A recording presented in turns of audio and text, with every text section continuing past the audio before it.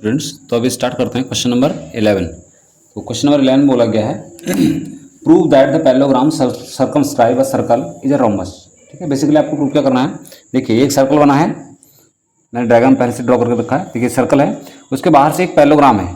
ठीक है, अब पैरेललोग्राम की प्रॉपर्टी आपको याद होनी चाहिए। पैरेललोग्राम की जो अपोजिट साइड होती है वो एक दूसरे के पैरेलल होती है और इक्वल भी होती है। ठीक है, तो लेट कंसिडर, हम इसका एक नाम रख लेते हैं। मान लीजिए ये है पी क्यू आर और एस। तो पी क्यू आर एस हो गया हमारा एक पैरेललोग्राम, है ना। अभी आपको दिख रहा होगा कि ये सर्कल के बाहर की साइड टच कर रहा है इसके पॉइंटों को, तो इसका मतलब ये आपके टेंजेंट की तरह भी काम कर रहे हैं। तो इनके मैं कुछ नाम लिख लेता हूँ। मान लीजिए कि ये हैं आपके ए बी सी और डी, ये 4 पॉइंट हैं जो कि पॉइंट ऑफ कॉन्टैक्ट की तरह काम कर रहे हैं। और मान लीजिए कि ये है सेंटर ऑफ द सर्कल यानी कि ओ। ठीक है, अब आपको प्रूव क्या करना है, आपको प्रूव करना है कि ये जो आपको पी क्यू आर एस बना हुआ है, जिसको हम अभी पैरेललोग्राम बोल रहे हैं, इसको हमें प्रूव करना है कि रोम्बस है। अब पैरेललोग्राम और रोम्बस में क्या प्रॉपर्टी होती है। रोम्बस की प्रॉपर्टी ये होती है कि रोम्बस की चारों साइड आपस में इक्वल होती हैं। तो आप किसी तरह से अगर पी क्यू को इक्वल दिखा पाए क्यू आर के, आर एस के और एस पी के, तो हम कह देंगे कि क्या है, एक रोम्बस है। ठीक है, तो इस पैरेललोग्राम को हमें प्रूव करना है किसी तरह से कि रोम्बस है। चलिए स्टार्ट करते हैं। देखिए सबसे पहले तो गिवन में क्या मिला है, गिवन में हमें मिला है कि ये क्या है, पैरेललोग्राम है। तो हमारे पास क्या है, P Q R S is a parallelogram. ठीक है, और जब पैरेललोग्राम है तो इसका मतलब ये है कि इसके ऑपोजिट साइड इक्वल होंगी। फिर इसका मतलब पी क्यू इक्वल होगा एस आर के।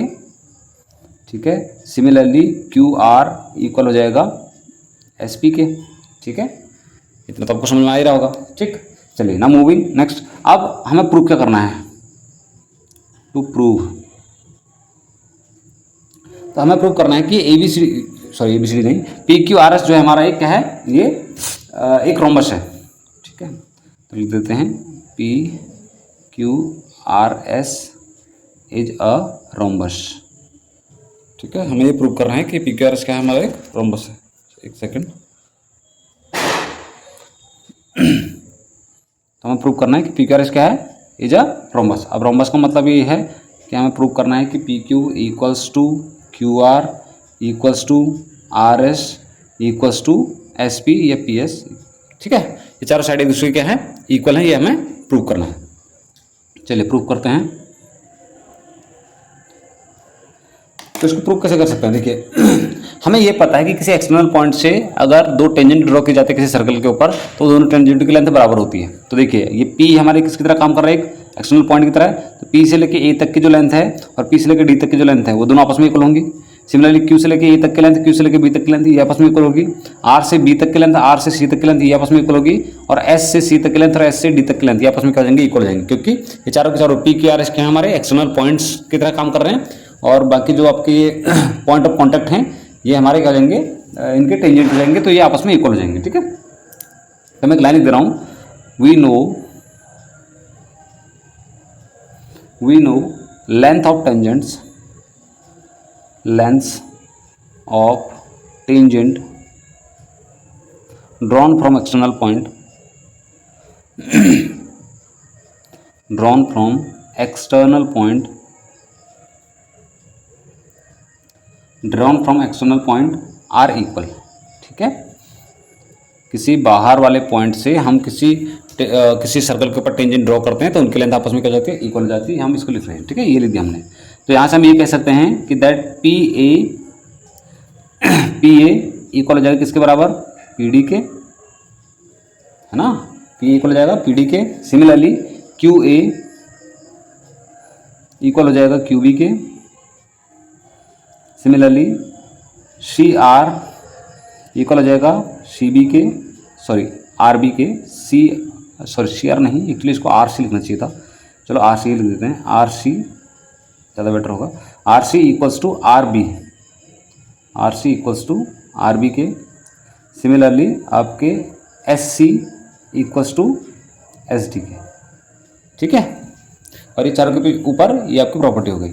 अब इन चारों को मैं क्या करता हूँ, कंसिडर कर लेते हैं कि ये चारों हमारी क्या हो गई, 4 इक्वेशन हो गई। ठीक है, तो मान लीजिए कि ये 4 हमारी क्या हैं, 4 इक्वेशन है। ठीक है, अच्छा बस केवल आपको एक चीज़ बेसिकली इसमें ध्यान रखनी है, मैं आपको समझा देता हूँ पहले ही वो। ठीक है, देखिए P A equals to P D है, P A equals to P D है। फिर मैंने लिखा Q A equals to Q B. Q A equals to Q B है तो बराबर है ना, पर मैं इसको उल्टा भी तो लिख सकता था, मैं इसको Q B equals to Q भी तो लिख सकता था, क्यू बी को इधर और क्यू को इधर भी लिख सकता था। ठीक है, अब ऐसे मैंने क्यों नहीं किया, मैंने क्यू ए को ही लेफ्ट साइड में क्यों लिखा, वो इसलिए कि जब मैं इस पी ए लाइन को और क्यू ए लाइन को आपस में लेफ्ट साइड वाले को जब ऐड करूंगा तो मेरा पी क्यू बन जाए, इसलिए। ठीक है, और ये आपको बहुत ध्यान रखना है क्योंकि ऐसी चीज़ें आपकी कंफ्यूज करती हैं बाद में, है ना, क्वेश्चन में, तो ध्यान रखना आपको। ये हो गए हमारे। अब क्या करेंगे, हम इन चारों को ऐड कर देंगे, तो एडिंग, आप लिख लीजिए, आप एडिंग 1 2 3 एंड 4, इन चारों को ऐड कर लेंगे तो क्या हो जाएगा हमारे पास, देखिए अब इसको ऐड करते हैं तो जाएगा P A plus left side वाले सारे एक साइड और राइट साइड वाले सारे एक साइड, तो P A plus Q A plus R C plus S C होगा हमारे लेफ्ट साइड वाले, इक्वल हो जाएंगे ये किसके, ये हो जाएंगे P D plus Q B plus R B plus S D के। ठीक है, अब यहाँ तरह देखिए P A plus Q A, अगर इन दोनों को आपस में ऐड कर दिया जाए, ये दोनों को आपस में ऐड कर देंगे तो ये बन जाएगा पी क्यू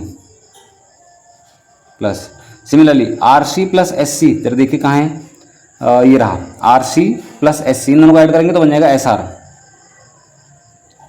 ये दोनों इक्वल हो जाएंगे किसके, देखिए Q B plus R B, जरा ढूंढिए कहाँ है, देखिए ये Q B plus R B, ये मिलके हो जाएंगे क्यू आर प्लस, अब ये जो बच्चा आपका पी डी और ये जो बच्चा आपका एस डी, देखो पी डी और एस डी ये दोनों मिलकर क्या हो जाएंगे पी एस, ये हो गए एक दूसरे के इक्वल। अच्छा जरा एक चीज ध्यान से गौर से देखिए, स्टार्टिंग में आपको एक चीज मिली हुई थी that P Q equals to S R, P Q S R के इक्वल है, इसका मतलब पी क्यू को आप एस आर लिख सकते हो, एस आर को आप पी क्यू लिख सकते हो। Similarly Q R equals to मिला एस पी के, यानी कि एस पी को आप क्यू आर या क्यू आर को एस पी लिख सकते हो आप। ठीक है, बस इसका यूज मैं यहाँ पे कर रहा हूँ इस पॉइंट पे, पर्टिकुलर पॉइंट पे।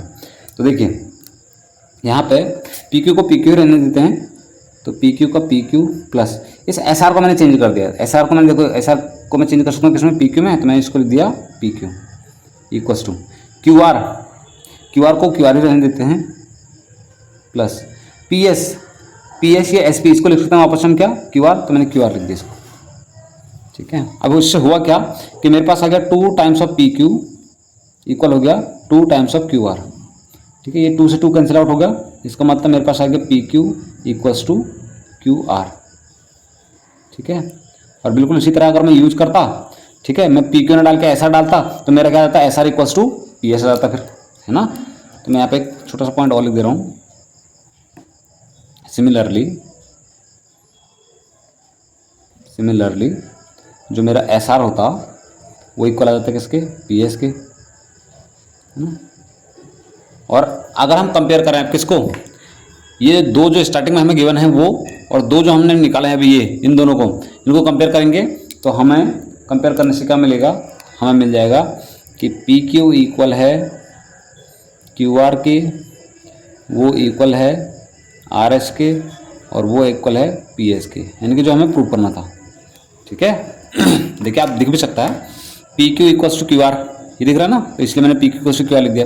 फिर Q R equals to R S, अब Q R equals to R S कहाँ है, देखो क्योंकि क्यू आर इक्वल है किसके, एस पी के, और एस पी देखो वो इक्वल है एस आर के, तो ये अल्टीमेटली आपस में दोनों इक्वल हो गए ना, फिर क्यू आर और एस आर भी इक्वल हो गई, क्यू आर एस आर, और फिर आर एस इक्वल है पी एस के, आर एस इक्वल है पी एस के, तो दिख रहा है आपको लास्ट में यहाँ पे। ठीक है, ठीक, तो यहाँ से हम ये बोल सकते हैं कि पी क्यू आर